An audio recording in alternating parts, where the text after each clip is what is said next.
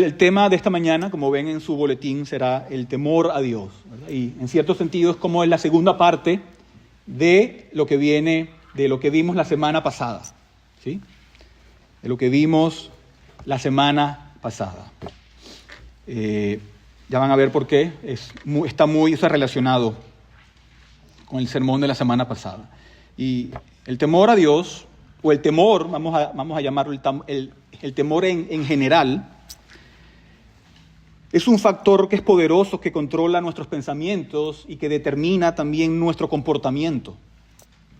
Aquello o aquel a quien tememos, de alguna manera afecta parte de nuestra vida. Por ejemplo, algunos temores son saludables. ¿Por qué? Porque nos protegen del peligro.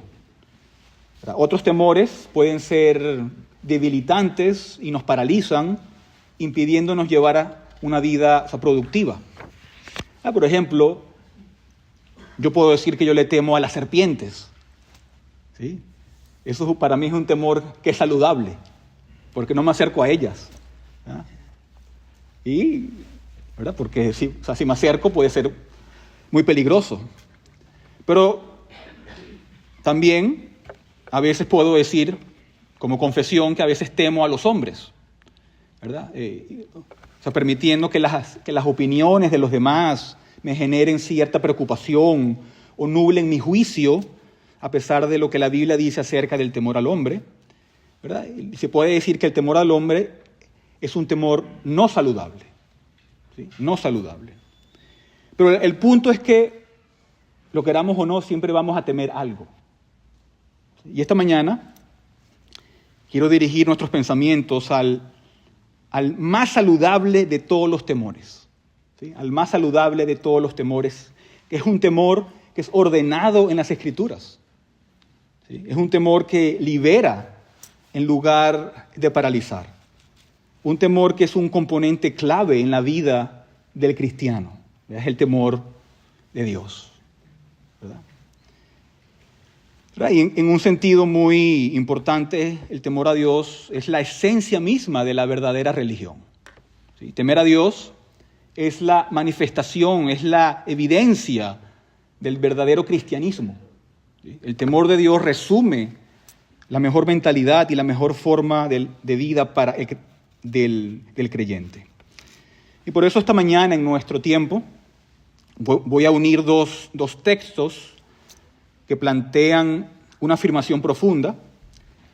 El primer texto se encuentra en el Salmo que leímos, Salmo 147, en el versículo 11, cuando dice que el Señor favorece a los que le temen. El Señor favorece a los que le temen, a los que esperan en su misericordia. Y el segundo texto es el que vimos la semana pasada en Eclesiastés capítulo 12, versículo 13, cuando dice el predicador, la conclusión, cuando todo se ha oído, es esta.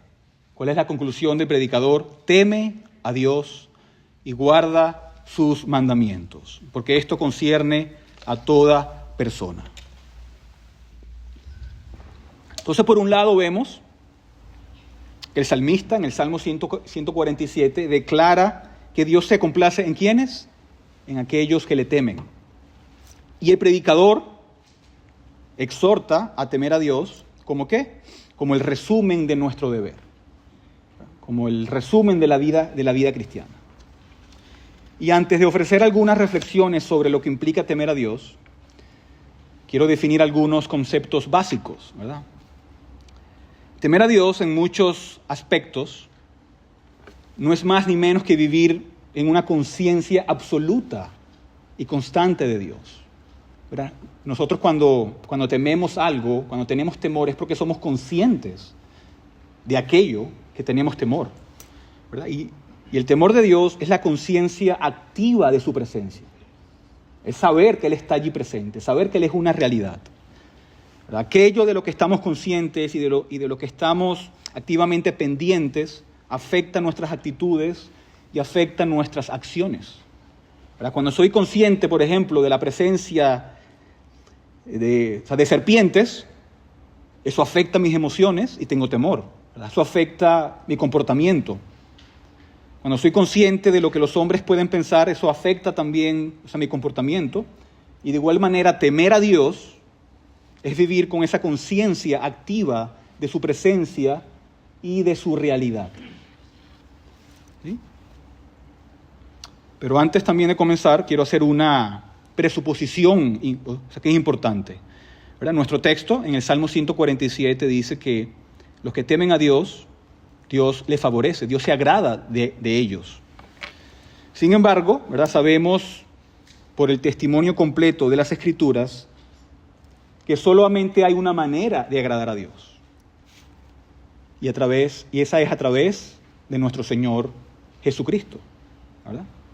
Así que debemos comenzar allí, ¿verdad? Cualquier acción que agrade a Dios debe estar en unión con el Señor Jesucristo, ya que Él es el único que por su comportamiento agradó de manera plena a Dios en todo, ¿verdad?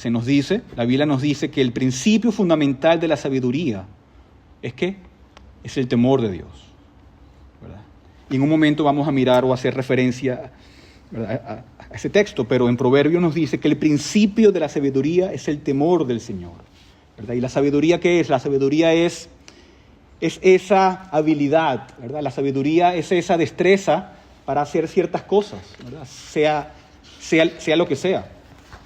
Y en este contexto religioso que nos habla la Escritura, la sabiduría a la que se refiere Proverbios es la capacidad de hacer aquello que agrada a Dios.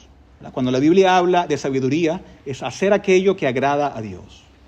¿Y cómo agradamos a Dios? A través del Señor Jesucristo.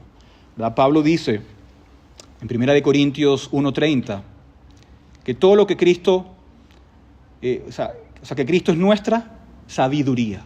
¿Verdad? Cristo Jesús, el cual se hizo para nosotros, ¿qué? Sabiduría de Dios. ¿Verdad? Cristo es la sabiduría de Dios. Y por ello solamente en unión con Cristo, solo en unión con aquel que es la sabiduría de Dios, aquel que con su vida entera y todo lo que hizo agradó al Padre, podemos tener alguna esperanza entonces de agradar al Señor, ¿verdad? Por eso, en las Escrituras, el temor de Dios se convierte en la esencia misma de lo que es la verdadera religión, de lo que es la verdadera religión bíblica. ¿Verdad? La adoración al único y verdadero Dios a través del único mediador que Dios ha ordenado para esa adoración verdadera. Así que vamos a ver tres puntos en cuanto al temor de Dios. El primero va a ser un poco largo, pero los otros dos son muy cortos. Así que el punto número 1 es que temer a Dios comienza en la mente. Temer a Dios comienza en la mente, ¿verdad? Una y otra vez, las Escrituras vinculan el temor de Dios con el conocimiento de Dios, ¿verdad? No podemos temer aquello que no conocemos, ¿verdad? Y ya he mencionado el libro de Proverbios, lo que nos enseña sobre el temor de Dios, ¿verdad? Proverbios 1:7 nos dice, el principio de la sabiduría es el temor del Señor. Pero también en Proverbios 9:10 nos dice, el principio de la sabiduría es el temor del Señor. Y lo interesante es que aunque se use la misma palabra en el español para estos dos versículos, en su lenguaje original son diferentes, ¿verdad? Son dos palabras que nos ayudan a entender la esencia de lo que necesitamos comprender, ¿verdad? Por un lado, en Proverbios 1:7, la palabra que se usa para principio tiene que ver como un punto de partida, para empezar algo, ¿verdad? No puedes comenzar a adquirir conocimiento sin el temor del Señor. ¿Verdad? Es donde todo empieza. Pero la palabra en Proverbios 9 no se refiere al comienzo en el sentido de un punto de partida, sino que tiene la idea de ser la parte principal. Entonces el temor del Señor también es la parte principal de la sabiduría, es su esencia. Es el conocimiento de Dios lo que nos pone en camino hacia esa conciencia de Dios. Y es esa conciencia la que persiste y se convierte en la esencia misma de esta sabiduría. ¿Verdad? El conocimiento de Dios es vital para temerle, ¿verdad? Si yo no supiera que las serpientes son venenosas, entonces a lo mejor no les temo, pero como sé algo de ellas, les temo, ¿verdad? Por eso debemos tener un conocimiento de la persona de Dios, de sus perfecciones, de sus obras, ¿verdad? Debemos de buscar ese conocimiento, ¿verdad? La verdad es que entonces el temor de Dios y el conocimiento de Dios son una búsqueda constante, una búsqueda que realmente nunca termina, ¿verdad? ¿Por qué? Porque Dios es infinito, ¿verdad? En nuestro texto, en nuestro Salmo, en el Salmo 147, en el versículo 5 dice: grande es nuestro Señor y muy poderoso, su entendimiento es infinito. ¿Sí? Eso quiere decir que no hay un número que pueda medir lo que es Dios. Dios, en última instancia, es, como vimos este lunes con los hombres, es incomprensible. ¿Sí? Creemos que Dios es incomprensible, ¿verdad? Esta doctrina se basa en el hecho de que Dios es infinito y nosotros somos finitos, somos limitados, y debido a nuestras limitaciones como criaturas finitas, todos nosotros, incluida nuestra capacidad de conocer, también tiene entonces un límite, ¿verdad? Nunca vamos a poder conocer a Dios en su totalidad. Nunca lo haremos, ni siquiera cuando alcancemos la gloria, ¿verdad? En ese estado glorificado, Dios seguirá siendo infinito y nosotros seremos siempre criaturas finitas. Así que Dios es incomprensible, pero en su gracia Él se ha revelado, ¿verdad?, a nosotros, de manera que podemos conocer algo de Él. Podemos comprender algo acerca de quién es Dios, de cómo es y lo que Él ha hecho, ¿verdad? Y debe ser el deseo, ¿verdad?, de cada creyente de conocer a ese Dios en lo que Él ha revelado, en buscar esa revelación y conocerlos cada vez más y más, ¿verdad? Y debe haber un gozo al conocerle, ¿verdad? Cada vez que abrimos la palabra de Dios estamos en esa búsqueda del conocimiento de Dios, ¿verdad? ¿Qué podemos aprender? ¿Qué aprendemos acerca de Dios en las páginas que Él nos ha revelado? Cada vez que observamos el mundo a nuestro alrededor, cuando miramos la creación, también, ¿qué nos revela eso de Dios? ¿Verdad? Incluso cuando vemos las devastaciones que afectan nuestro país, ¿verdad? Tormenta tras tormenta, inundaciones, incendios en California, ¿verdad? Dios es el autor de todo. Dios es el controlador de todo, ¿verdad? ¿Qué nos revela eso sobre nuestro Dios? Por eso debemos tener esa búsqueda constante y ese gozo, esa búsqueda gozosa, se puede decir, que llene nuestras mentes, ¿verdad?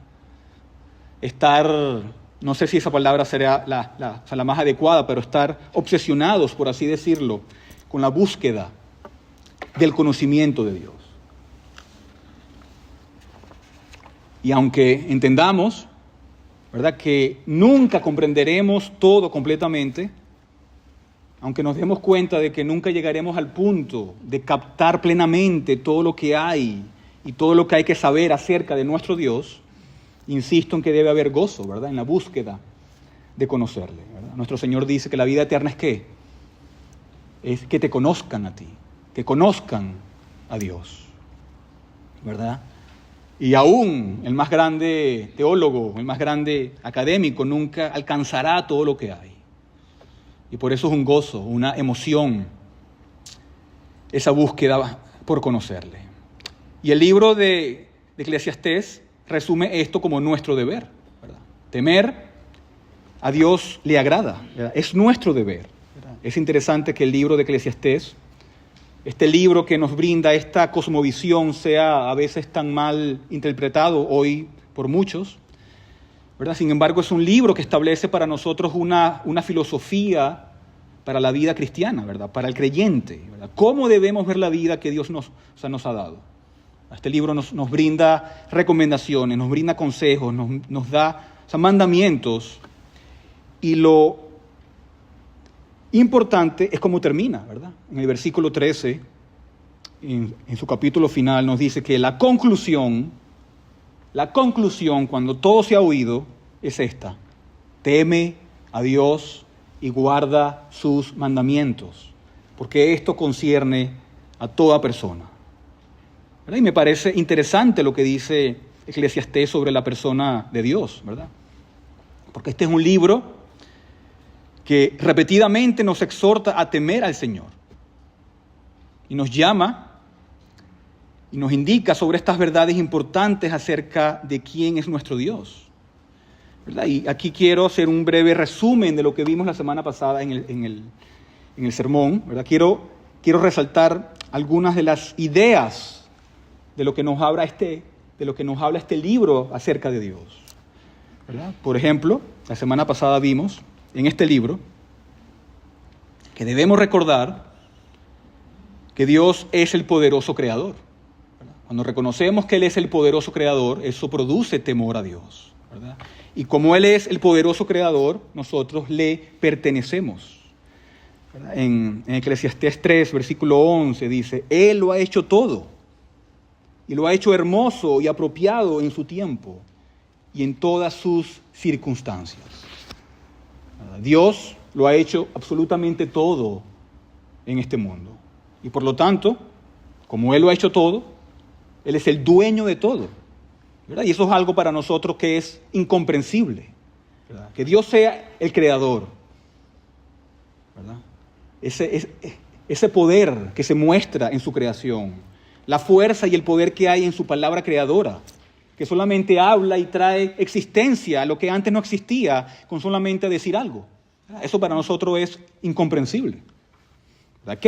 ¿Qué poder tan infinito y tan ilimitado, ¿verdad? Es algo que el hombre no puede duplicar ni puede repetir, ¿verdad? Pero solamente con la voluntad soberana y con absoluta facilidad, Dios habla y todo lo que ha creado existe. Todo lo que Él quiere existe.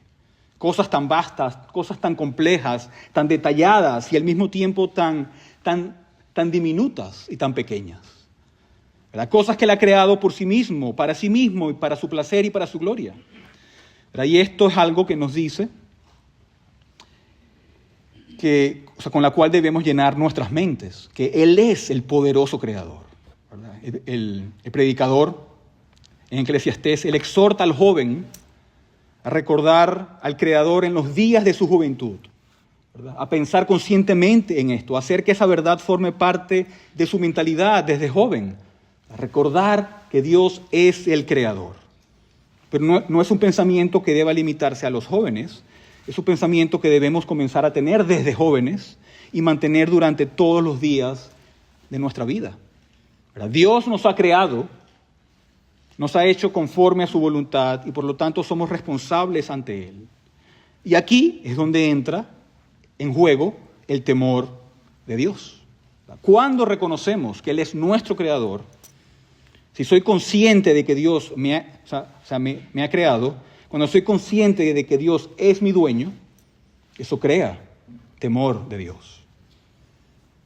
¿Por qué? Porque entonces soy responsable como su criatura, ¿verdad? Y ese es un pensamiento solemne, es un pensamiento que regula mi vida, ¿verdad? Regula mi vida, protege mi vida, ¿verdad? No, porque Él me conoce, Él sabe mis pensamientos, Él sabe quién soy porque Él me ha creado.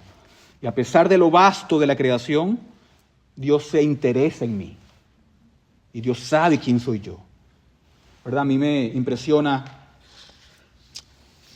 ese versículo en el versículo 4 del Salmo que leímos, el Salmo 47, cuando dice, 147, que dice: cuenta el número de las estrellas y a todas ellas, ¿qué? Les pone nombre. Así tan infinito es Dios. ¿Cuántas estrellas hay? ¿Ah? ¿Alguna vez las has contado? ¿Verdad? No se puede. Te pierdes antes de comenzar. ¿Dónde estaba?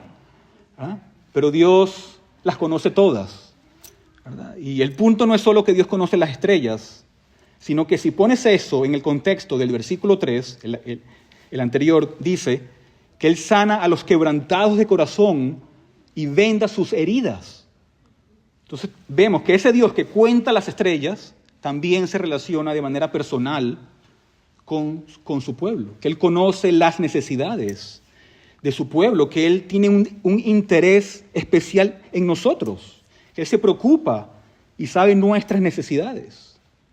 ¿Verdad? ¿Se acuerdan del Salmo 8 que el salmista dice ¿quién es el hombre para que tú te acuerdes de él? Algo tan diminuto en la vasta creación, ¿verdad?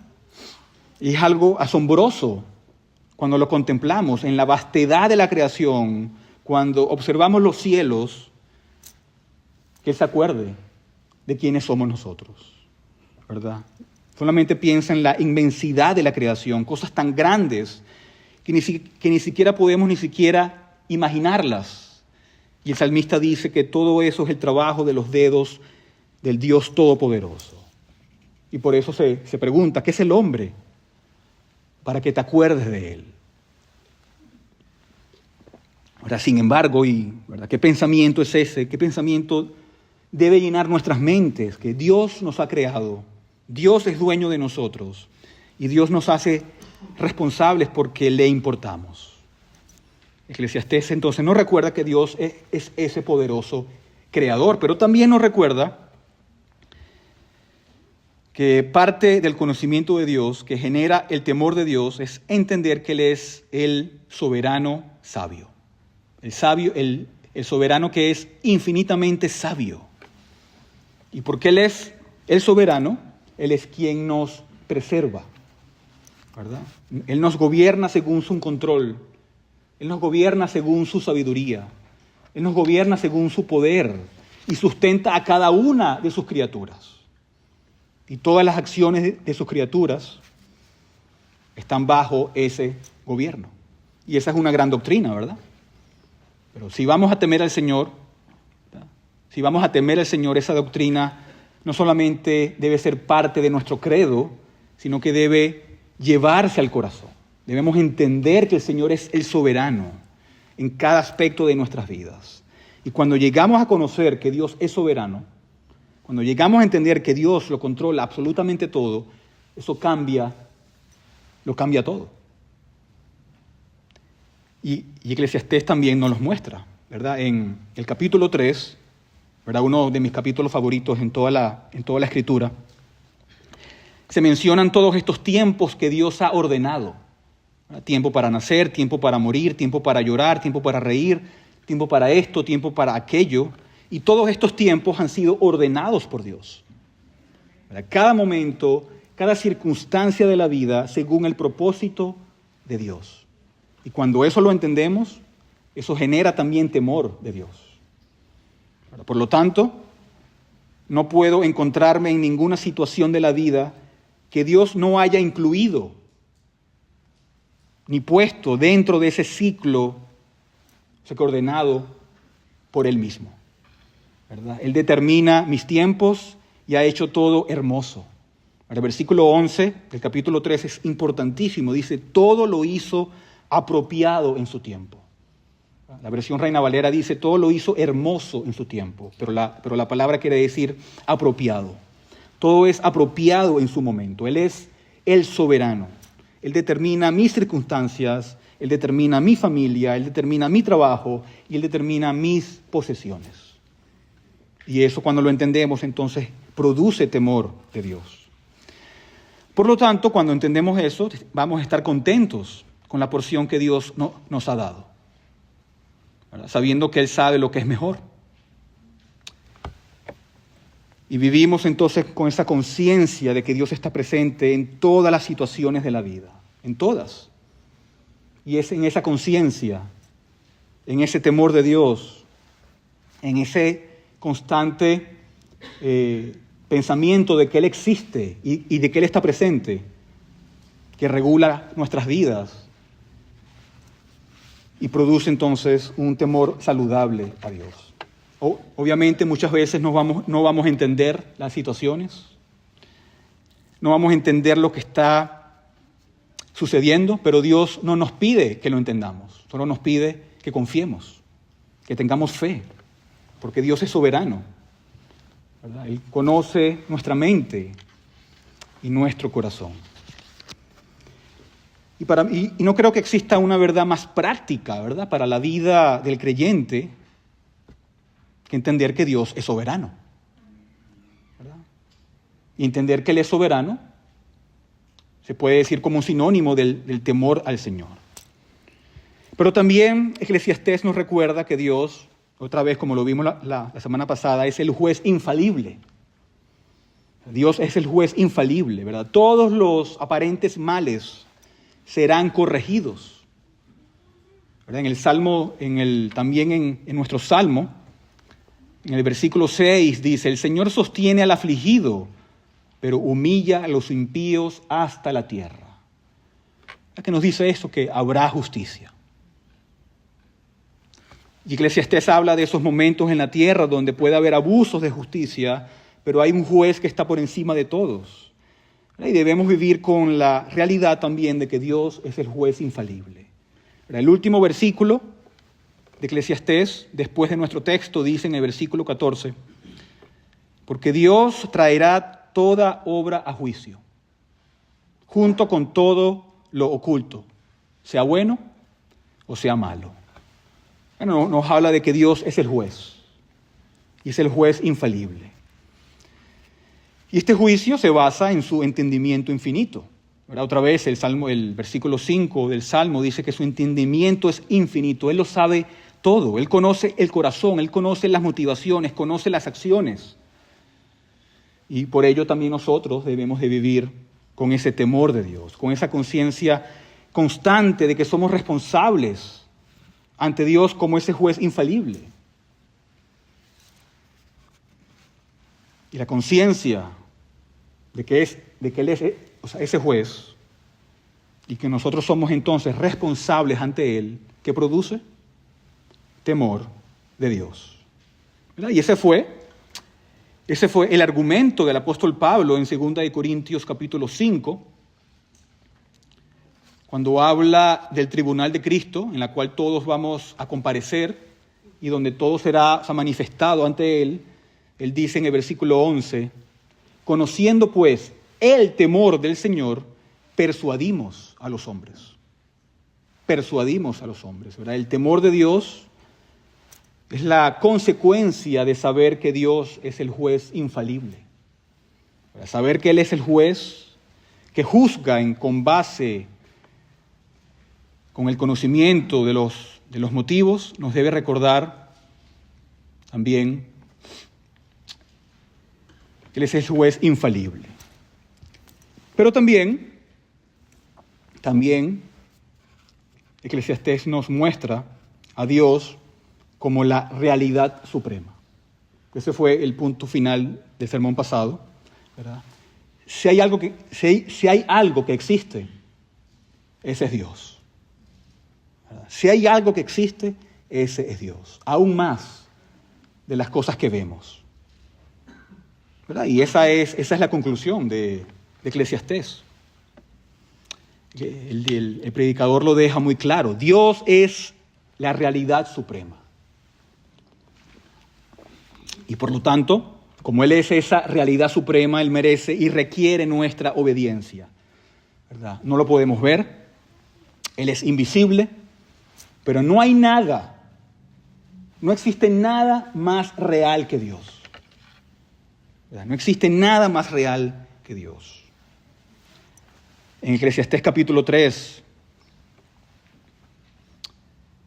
Él dice otra vez: Dios ha hecho todo hermoso en su tiempo. ¿Verdad? En su tiempo. ¿Verdad? Y con todos los misterios que puedan existir, con todas las complejidades que vemos en este mundo, la pregunta es: ¿por qué las cosas son como son? ¿Por qué Dios ha hecho las cosas como son? Bueno, en el versículo 14 nos dice: Dios ha obrado así para que delante de Él teman los hombres. Dios ha obrado así para que delante de Él teman los hombres. ¿Por qué Dios obra según una providencia que a veces es misteriosa, que a veces no entendemos? ¿Verdad? Ayer estaba hablando con los niños en la adoración familiar cuando le dan vueltas en Jericó a las murallas y no sabemos por qué, ¿verdad? Dios no nos explica por qué le dieron ¿verdad?, una vuelta cada día, luego luego 7 veces. Los niños decían, pero ¿por qué? Eso es extraño. Bueno, porque Dios lo quiso, ¿verdad?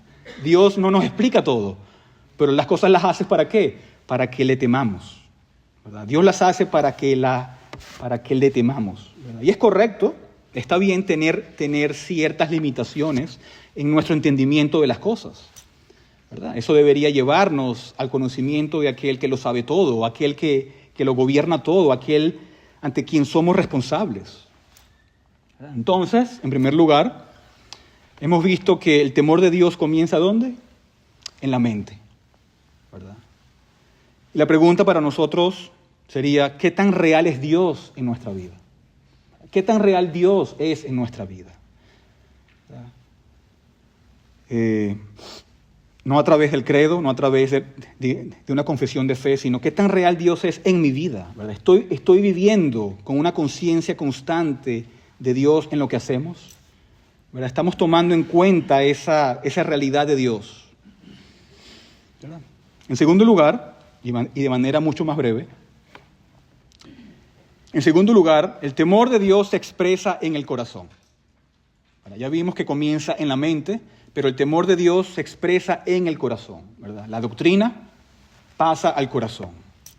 Lo que sabemos con la mente debe generar un efecto en el corazón, ¿verdad? Al comprender hasta donde podamos la infinitud de Dios, al percibir algo de su magnitud y su grandeza, eso debe generar en el corazón reverencia, asombro, respeto hacia su santo nombre, ¿verdad? Debemos quedarnos impresionados por su grandeza, asombrados de su inmensidad y abrumados por nuestra pequeñez, ¿verdad? En el corazón es donde se dan esas expresiones de adoración, ¿verdad? No es casualidad que la palabra principal para adoración en el Antiguo Testamento sea postrarse, ¿verdad?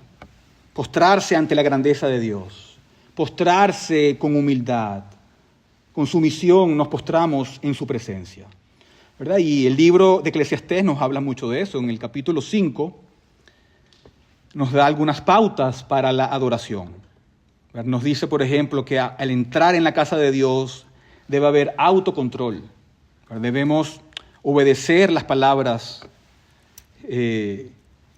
antes, ¿verdad? En el versículo 1 del capítulo 5, en el versículo 1 dice, guarda tus pasos cuando vas a la casa de Dios y acércate a escuchar en vez de ofrecer el sacrificio de los necios, porque estos no saben que hacen el mal, ¿verdad? El predicador nos está diciendo que debemos ser cuidadosos, debemos estar atentos, estar más dispuestos a oír que a hablar, ¿verdad? Recordando que Dios está en el cielo y nosotros en la tierra, ¿verdad? Nos habla de que debe haber autocontrol, debe haber una adoración sincera en el corazón. ¿Por qué?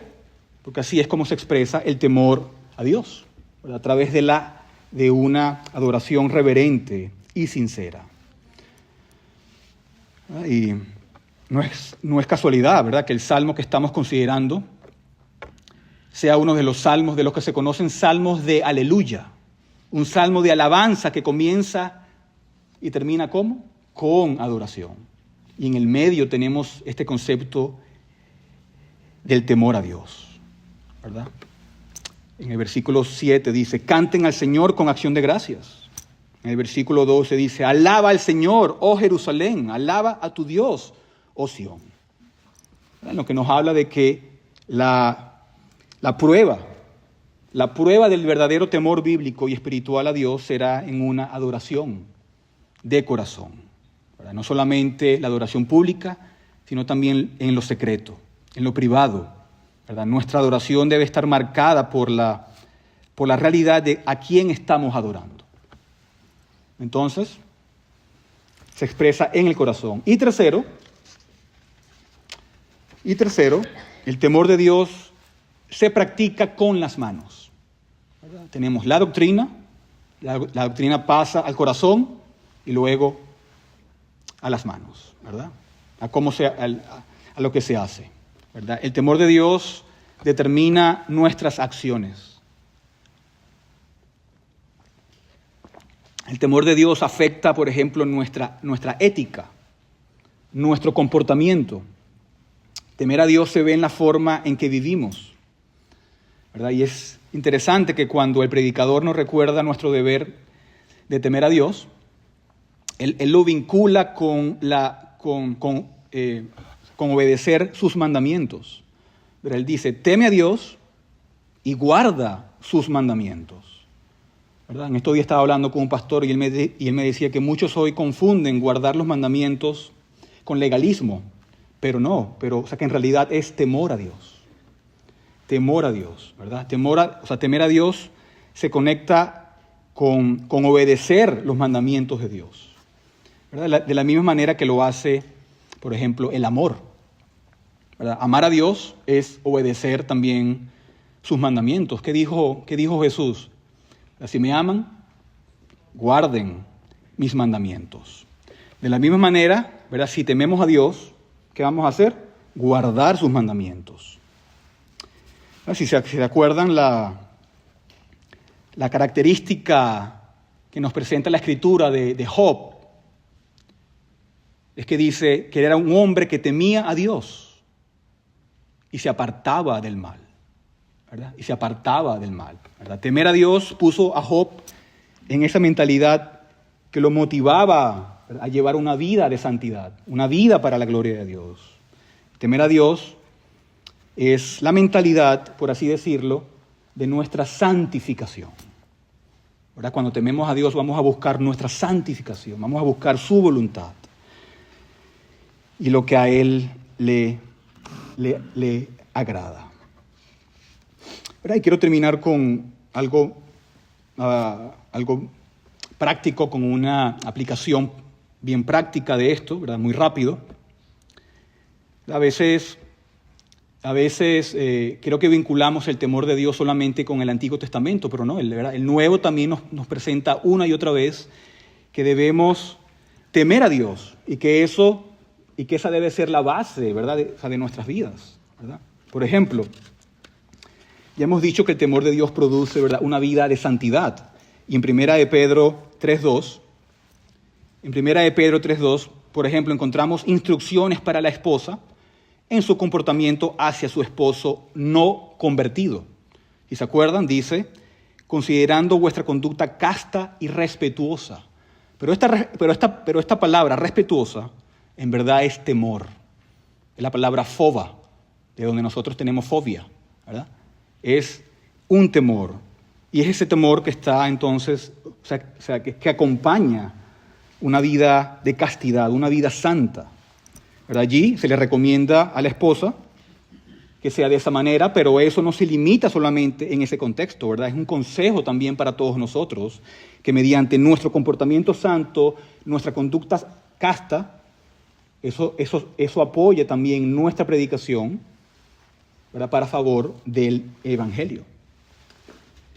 Pero también en 2 Corintios 7, versículo 1, nos dice Pablo, por tanto, amados, teniendo estas promesas, limpiémonos de toda inmundicia de la carne y del espíritu, perfeccionando la santidad, ¿en qué? En el temor de Dios. ¿Verdad? En el temor de Dios. La conciencia de Dios y vivir en el temor de Dios tiene un efecto purificador en nuestra vida. Nos purificamos cuando tenemos temor de Dios. ¿Verdad? Saber que Dios es santo, conocer las consecuencias del pecado, nos impulsa a evitar esas consecuencias, nos impulsa a vivir para su gloria, ¿verdad? El temor de Dios influye en nuestra conducta, influye en lo que hacemos, influye en cómo lo hacemos, nos motiva a una vida de santidad, ¿verdad? Temer a Dios, cuando tememos a Dios, vamos a evaluar cada decisión con esa conciencia de su realidad y su grandeza. Nos impulsa a vivir de manera que busquemos agradarle y alejarnos de todo lo que pueda quebrantar nuestra comunión con Él. También en Efesios 5:21 nos dice que debemos debemos someternos unos a otros en el temor de Dios. En el temor de Dios. La conciencia de Dios, ¿verdad? Tener temor de Dios se traduce también hacia los demás. ¿Verdad? Cuando tenemos temor de Dios, eso también se ve en cómo nos comportamos unos con otros. ¿Verdad? Vamos a ver a los demás como superiores a nosotros mismos de manera desinteresada. ¿Verdad? Vivir en el temor de Dios afectará las relaciones que tenemos los unos con los otros. Y, como mencioné en 2 Corintios 5, en el versículo 11, Pablo dice: conociendo pues el temor del Señor, persuadimos a los hombres. Conociendo pues el temor de Dios, del Señor, persuadimos a los hombres. ¿Verdad? Y aquí Pablo no está hablando de convencer a otros de creer el Evangelio en este contexto. Él habla de persuadirlos sobre la sinceridad de su vida y la sinceridad de su propio ministerio. ¿Verdad? Sus motivos estaban siendo cuestionados y él afirma que su vida era transparente ante Dios. ¿Y cuál es el motivo que da? El temor de Dios, el temor del Señor. ¿Verdad? El temor de Dios era lo que guiaba a Pablo a una vida santa y una vida para la gloria de Dios. Entonces, vemos que el temor de Dios es algo crucial, algo importante en la vida del creyente, es algo que agrada a Dios. Y vivir de esa manera nos acerca más a Él, ¿verdad? Pero solamente podemos hacerlo a través de nuestro Señor Jesucristo. Solamente cuando estamos unidos a Él, cuando nos hemos arrepentido de nuestros pecados, cuando hemos confiado en su obra redentora y cuando el Espíritu Santo nos ha llenado y ha hecho morada en nosotros, es que vamos a empezar a vivir con ese temor y a vivir para la gloria de Dios. Por eso, si hoy no te has arrepentido de tus pecados, si hoy todavía crees que no eres salvo en tu corazón, ¿verdad? Hoy es ese día. ¿Verdad? Arrepiéntate, confía en la obra redentora de nuestro Señor Jesucristo en la cruz y te prometo, por la autoridad de la palabra de Dios, que todos tus pecados serán perdonados. Amén. Oremos. Te damos gracias, oh Padre, por tu bondad, por tu misericordia y por tu fidelidad. Te damos gracias, Señor, porque nos presentas en tu palabra la importancia que es este temor hacia ti. Un temor que nos ayuda a vivir para tu gloria. Un temor que guarda nuestras vidas, protege nuestras vidas.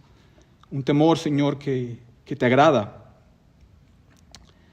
Y un temor, Señor, que nos ayuda a hacer siempre tu voluntad.